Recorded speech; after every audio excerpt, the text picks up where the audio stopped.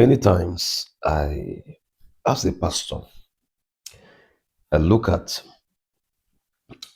um, the church in the West, in America, not even America, because most of the things that we do in the Nigerian church, I see the Nigerian church as an extension of the American church culture. So the European church, if you look at the European church model today, the church has existed in Europe for roughly 1,000 years. Europe is the birthplace of the church because if you go to Rome, the church has existed in Rome for thousands of years, probably 2,000 years. And if you look at the missionary journeys of Apostle Paul, you see that he invaded many European countries. So if you go to Russia, if you go to even Ethiopia and Egypt, you see old churches there.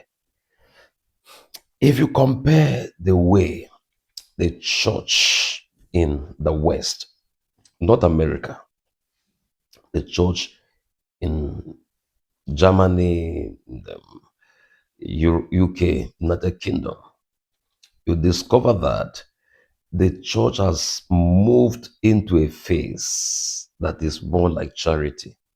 It is it is a charity system. For instance, the church I attend here, there is no difference between the pastor and the members because the pastor does not depend on the church for anything. Rather, the pastor even supports the church so that the church can fulfill its mandate of reaching to the less privileged. So the pastor also works just like you and I. He goes for his shift, does his own 12-hour shift, goes back home. If it is business, he has his own business, he does his business. And that is how it is.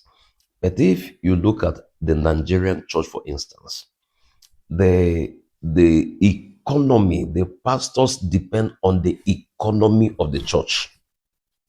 And a pastor can say, no, I don't touch the church money. Yes, the pastor may not touch the church offering, but it is the economy of the church that made him who he is.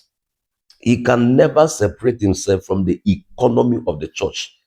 Because within the context of the church, in that same church, there are people that are more intelligent than him, people that are more learned than the pastor, people that can write what he can never write. But within the economy of the church, now the pastor can have a bottled water company and the church members will buy. He can be selling resource material like prophetic materials, oil, anointing oil, and different. If you go to some churches, it is even like native doctor, different kinds of materials. They sell it.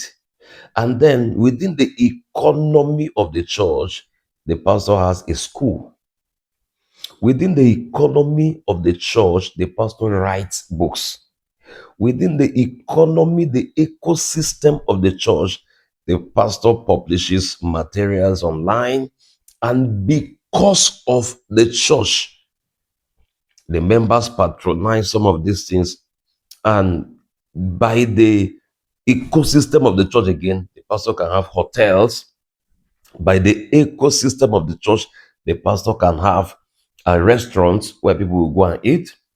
By the ecosystem of the church, the pastor can have services that the members could be the primary source. And by the ecosystem of the church, people of substance come around and they can give support a pastor. This 1 billion naira for you. So by the economy, the ecosystem of the church now, the pastor prospers. You can't see any pastor in Nigeria that will come to them and tell me that the prosperity they enjoy today is not from the ecosystem of the church. So the church now is an ecosystem that takes people out of poverty in Nigeria. Yeah, you just look at it briefly, you discover that is how it is. It is a system, it's a structure where people can come out of poverty, because within the economy of the church, there are services you can render that your members could be, could patronize you, and equally you can render services to the society and make money. And the reason why these things come to you is the position you occupy as either the founder of the church or the pastor of the church. And the truth of the matter is, you are not even better than any other person. You could be anybody, and anybody could be that. So, because the church itself, from days immemorial, from the days of Jesus, the church, religion itself is a business. Religion itself, from the foundation of religion, is a business. It is a business. And people can make wealth out of religion. People can make money out of religion itself. It is it's a business.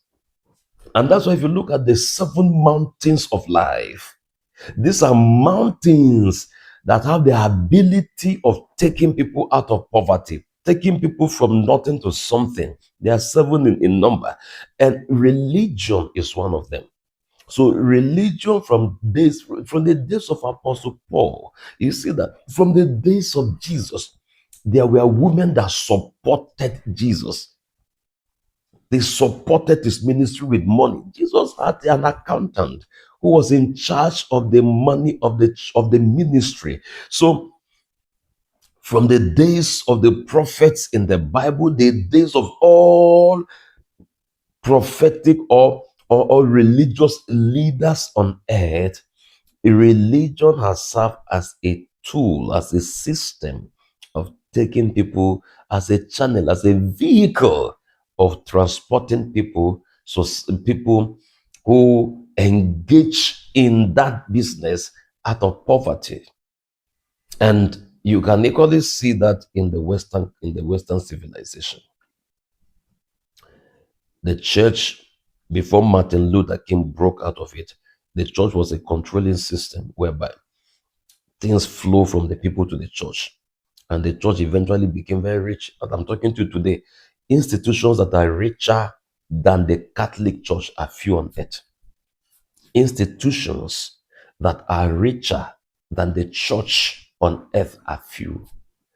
Governments of nations that are richer than the Catholic Church are few, than the Anglican Church are few. Organizations that are richer than some churches in Nigeria are few. If you bring the economy, the wealth of, let's say, 5 top churches in Nigeria, if you pull the resources together and say, take out the resources from Nigeria, the economy of Nigeria has the ability of collapsing. It could collapse. That is how powerful the church is, how wealthy the church is. But when this wealth comes into the church and the church becomes a pond, the pond system of the church in Nigeria, where the wealth comes into the church keeps swelling. Well, that's people, even around the church, even some of the workers in the church are living in total abject poverty. It is a misnomer. It is a misadventure. But if you come to the Western world here, you will see that the church is a channel, distribution channel.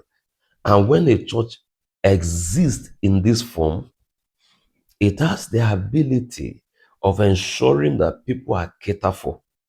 Even the church in the book of Acts of Apostles, you see that the church existed as a channel of distribution. It was not a channel of accumulation where wealth is accumulated within. No.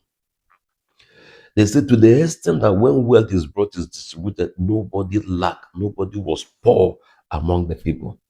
So if you come to the Western world here, within the context of the church, you hardly see people that are extremely poor, because the church has a system of meeting some basic needs of the people.